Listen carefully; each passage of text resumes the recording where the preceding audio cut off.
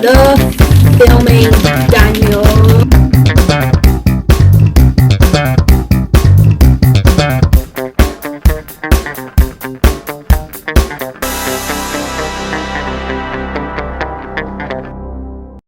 Hey guys, it's Daniel here, back with a new review for the month of October, and today, on this recorded video, I'm going to be reviewing a film that is a sequel to the last season of what I reviewed recently as one of the best animated shows ever, because after the season 2 finale of Hilda, we got this follow-up movie, which technically should have been a 4-part finale, but whatever, we'll go into that later, but that doesn't make it a lower film because, you know, it's a fantastic film, but I'll get to the thoughts later because today I'm here to review the movie based on the TV show Hilda, as well as the sequel to season 2, Hilda and the Mountain King.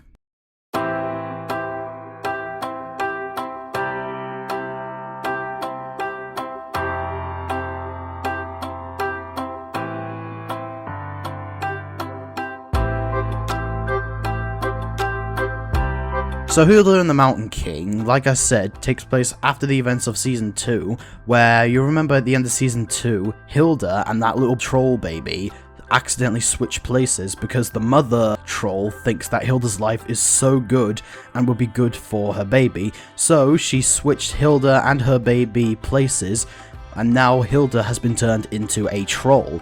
So now, Hilda must find a way to get back to normal again, to reunite with her family, while also dealing with a new threat amongst Trollberg. So after watching the excellent television series on Netflix which was Hilda, many of you might be thinking, what do I think of the film? I have to say, not quite as good as the show, but I still think it is a really good movie, because it still has the same heart and spirit as the show.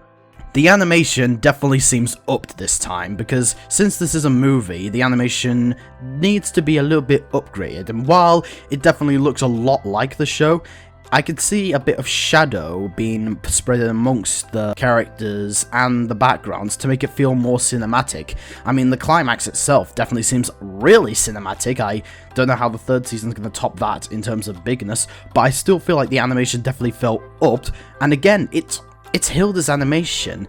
You can see a lot of the endearment when it comes to the characters, how they look, how they move, how they express different emotions, and it's just still so wholesome and so just, again, very excellent.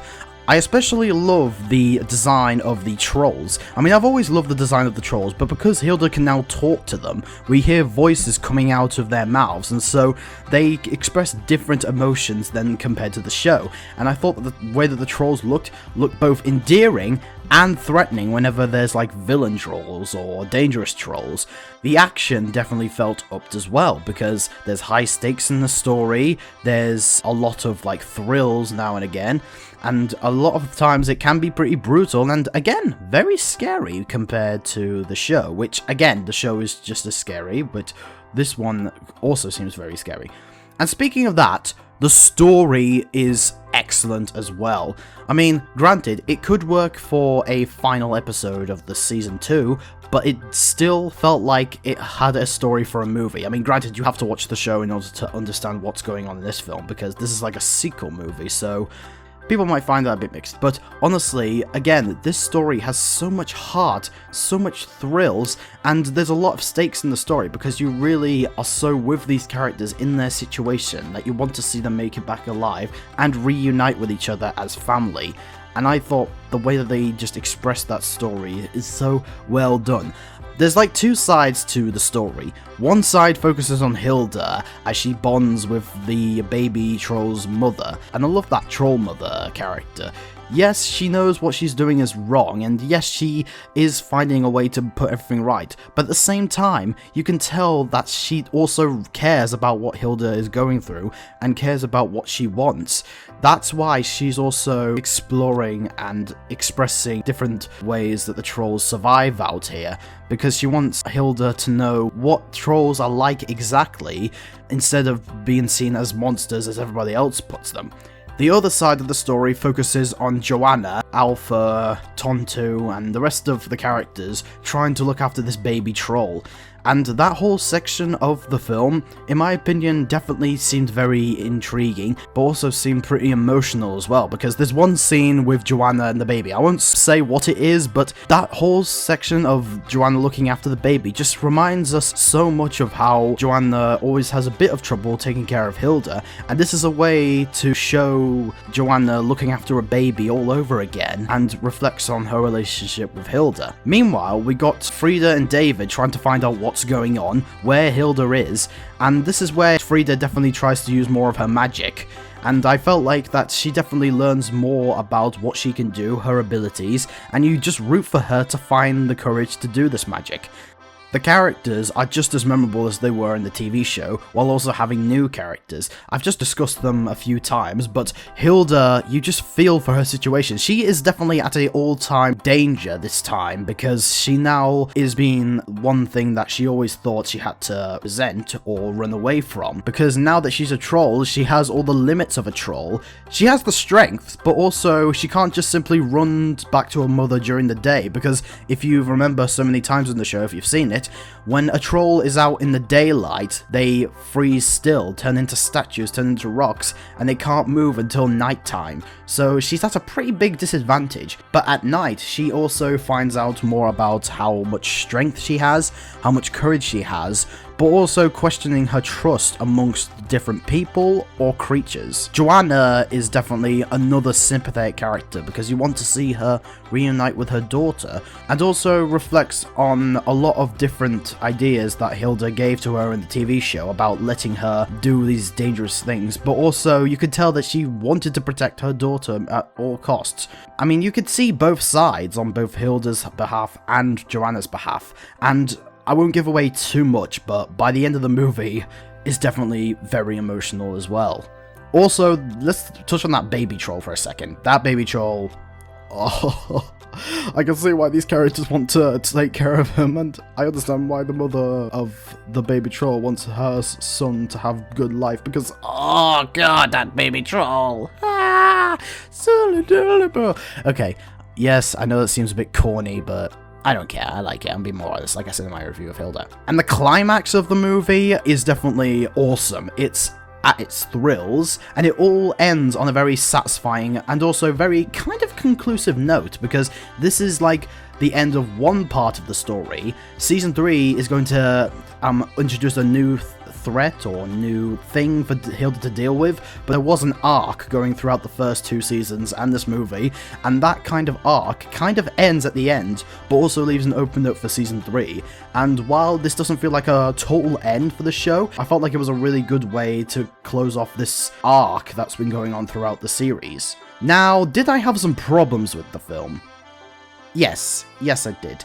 I will say that while this definitely did a great job of coming off as a high-staked movie, I felt like, yeah, it did feel like it could have worked as a 4-part finale rather than a full-length movie. Because A, it's continuing a story that's been going on at the end of Season 2, and B, you do have to watch the rest of the show in order to understand what's going on. So I wouldn't say the movie has fan service, because... well, okay, it does have fan service, but I'm trying to be respectful when it comes to the fan service in this movie. But you can only really, like, get into and appreciate what the story of this movie is giving if you're a fan of the first 2 seasons and have watched the Season 2 finale. Me? I got a lot out of this movie, but I feel like people who are not fans of the show are going to not understand where this is coming from or what's going on in this movie. Because yeah, while it does feel like a movie, it also feels like a bit of a longer episode of the show. But I think that's really a small potato compared to my biggest problem with the movie. And this isn't really anything that bothers me too much, but I felt like it was kind of something that I don't know how to feel. It wasn't something big, although it is big in the story, but it is something that I noticed that kind of made the movie feel a little less like the TV show. And that is the fact that this movie has a villain. There is a villain in this movie. Now, I'm not going to give away who the villain is, but the villain is like, it's one of those villains where they pretend to be like someone they're not. They try to pretend to be like this caring figure that is taking care of the main character, but really they're just bidding the main character to do their deed so that they can like be like this big, this like really like terrible, terrifying villain. And the character's motivation, I feel like, is very interesting, but I don't know if this was supposed to be like a surprise villain, because honestly, like, the character kind of acts like this is part of the story. Like, is the story supposed to make us be aware that this is the villain? If not, A, then the villain is really obvious, and B, it takes the characters a bit too long to figure out who this person is, because, okay, this character, again, no spoilers, but it has something to do with the title of the movie, and I could already tell who this person is as soon as they show up a few times on screen. I mean, after like the 2 minutes of this character being on screen, I can tell, yeah, I knew who this character is, and I knew that they're going to be the bad guy, and I felt like it took the main characters a bit too long to figure out who this person is. I mean, yes, they're in a crisis situation, I get that, and honestly, I can't blame them too much. It's just that, well, I don't know, I felt like that it took the movie too long to reveal who this character is, and didn't leave any clues to make us go like, who is this villain? We don't know if they're the villain.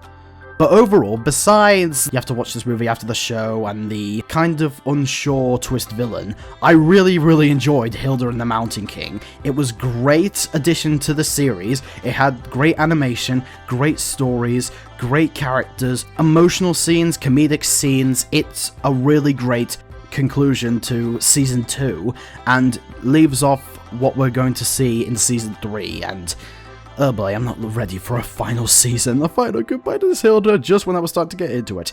And overall, I'm going to give this movie 4.5 stars out of 5. It's definitely a great movie, and if you love the TV show Hilda and are confused by the ending of Season 2, go watch this film on Netflix. But anyway, what do you think of this movie? Do you love it? Do you hate it? And what is your favourite animated film that is like either a sequel to or based off of a television show? Let me know in the comment section below. But anyway, I'm Daniel, reviewing movies, TV shows, doing videos, hoping to get more videos done in the future. Till then, peace out, man.